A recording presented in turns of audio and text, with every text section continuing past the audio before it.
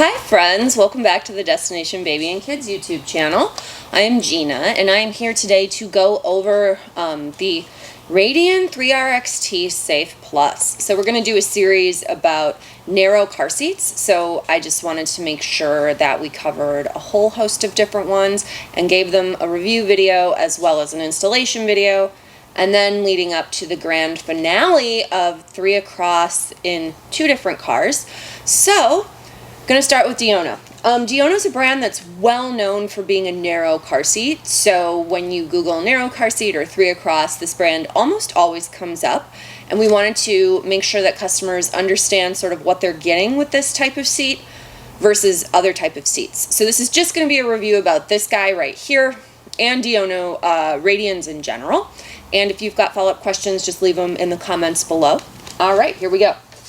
So, candidly, I had a Radian 17 years ago when my nephew was born as an aunt, and I enjoyed the seat. What I would say is that something that was true then, that is also true now, is that you probably have to have some familiarity with car seats and be a little bit mechanically inclined to get all of the benefits out of what they advertise with this seat. So Diono does a great job of saying, we're 3-in-1, we're rear facing, we're forward facing, we're a booster seat, we're narrow, we can fit 3 across. They can do a lot of those things. I don't know how well they do every single one of those things. So that's sort of the consideration to make with this type of product. If you're cool with doing the amount of work that's required to get it to do all of its fancy stuff, then great. If you are the type of person that prefers things to be simpler, more direct, a little more straightforward, and less user intensive, there might be other seats that make more sense for you. So, getting started, rear facing weight limit here is going to be 5 to 50 pounds. Forward facing is going to be 22 to 65 pounds, and then it is a booster seat up to, I believe, 57 standing inches and 120 pounds. So it is a true all-in-one. It covers the entire spectrum. Now, that being said, the seat itself comes with about 5 or 6 different pieces directly out of the box. It's if you get one of the higher end ones, it's going to come with an anti-rebound bar. The lower end ones may still include a Q tether strap or Swedish Versa rear facing tether strap. I'm not exactly sure on that. We would have to double check to see, but I know for sure on the higher end ones, they're going to come with a bar like this. This is an anti-rebound bar for rear facing mode, so we won't install that forward facing. This is just for backward. And additionally for backward, comes with a foot to help the angle be correct for a smaller child. I will give them credit. Taking both of these on and off is much easier than my old style, so they get a little bit of cred there. They've got these nice buttons that make things a lot easier. And taking this guy off, there's buttons on the side of the seat, so that was really simple. So A+ for that. Another thing that the seat hasn't changed that I actually think is pretty cool is that it can fold. People say, well, why would you ever need a seat to fold? You know what? If you want to travel with this and bring it through the airport, it's cool that it folds up like that. There's a strap that'll strap it all together. And you can even get other pieces like a bag or straps to wear it messenger style or backpack style. So, nice little option. And that being said, for older kids, when it's in a forward-facing mode, you can have it be wider on the bottom or more enclosed. It's also going to come with a cup holder included in the cost. It also comes with an infant insert, so this is cushioning that we would use for a new baby in a rear-facing mode. Not going to worry about that right now for the video's sake. Additionally, they are still offering the Safe Stop. This is a harness device that you put on the forward-facing harness for a kid if they are less than 40 pounds but sitting forward-facing. My encouragement would be any child under 40 pounds is still most likely under the weight limit of the rear-facing mode for this, so I would leave the seat in rear-facing instead of turning them forward-facing and using this. Just my 2 cents. Everybody's welcome to do what they like. Alright, that being said, what are my big criticisms of this guy? there's a few things. I was really excited on this new model to see that they've done the 12 position easy height adjustment.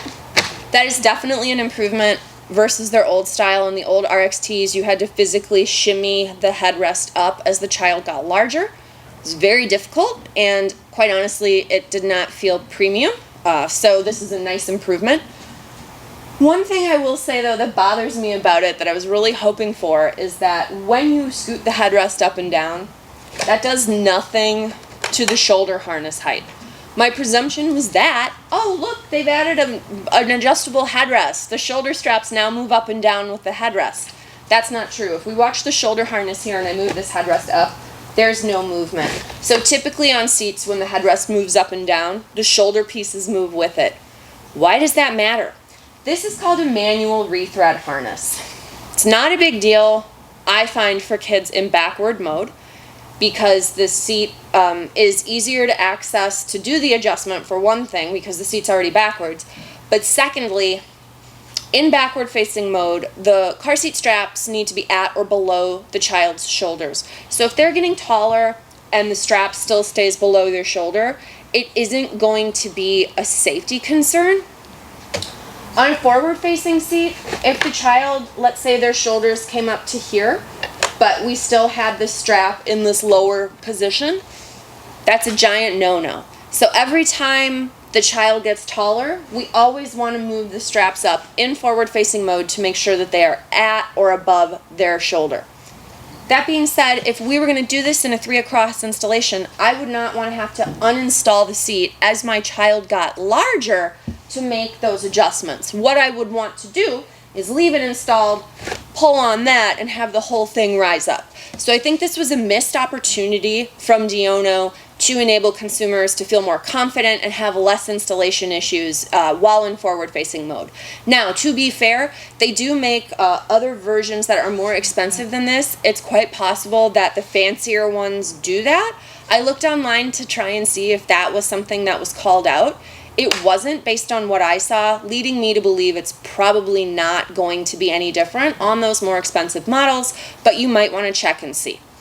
The other thing that I think was a missed opportunity from Diono that, candidly, I'm a little frustrated about, I was hoping that by now they would have added what are called seatbelt lock-offs. So on our rear-facing installation path and our forward-facing installation path, we have no seatbelt lock-offs. Why does that matter?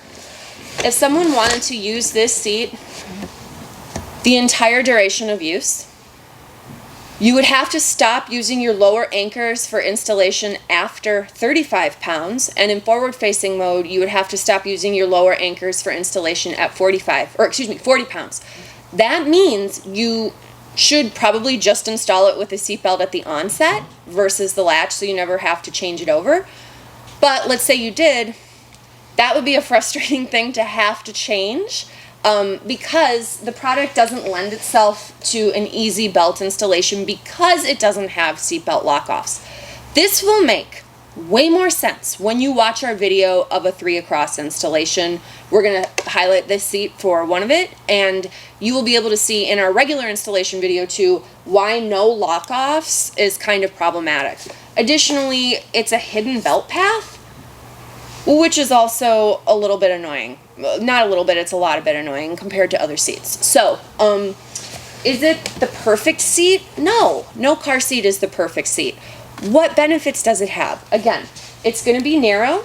If you're confident and comfortable learning about how to do the things on it, it can be a really nice choice. Why I liked it is my sister's children were incredibly heavy. They were huge, huge boys. That being said, this is what is referred to as a low-profile car seat. This means that this here is very open. We still get good facial coverage and shoulder coverage up here, but this lower part is very open. In a backward-facing seat, and in California, where I am, kids sit backward until they are 2. Let me get this bad boy in. Make it look so easy. There we go. That is actually quite easy. And now this guy. And have a little patience with me, people. This is newer for me. There we go. We got the foot on. When this seat goes backward,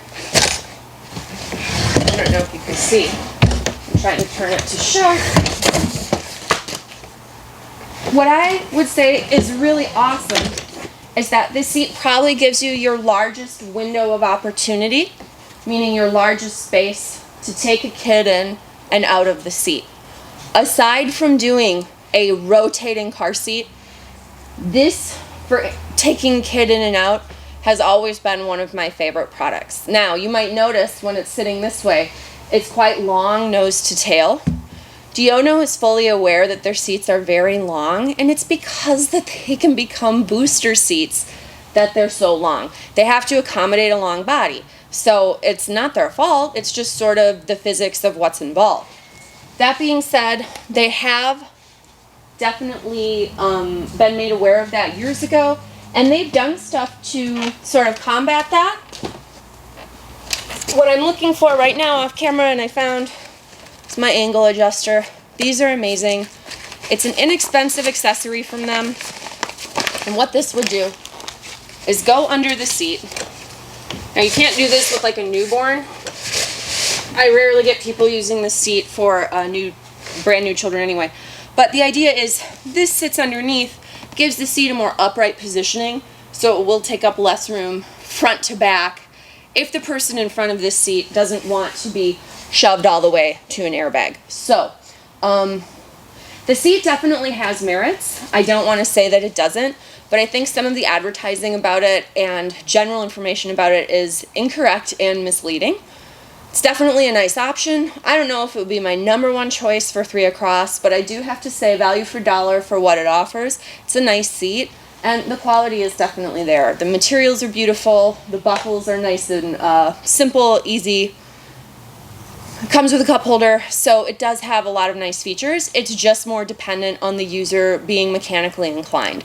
So, things to consider, things to think about. Please watch my Diono installation video, and then feel free to watch my 3 across videos as well. There's going to be 2 separate ones. Hit like and subscribe. We are so thrilled that you watched with us today. And if you have any follow-up questions or comments, please leave them underneath. Thank you so much. Bye.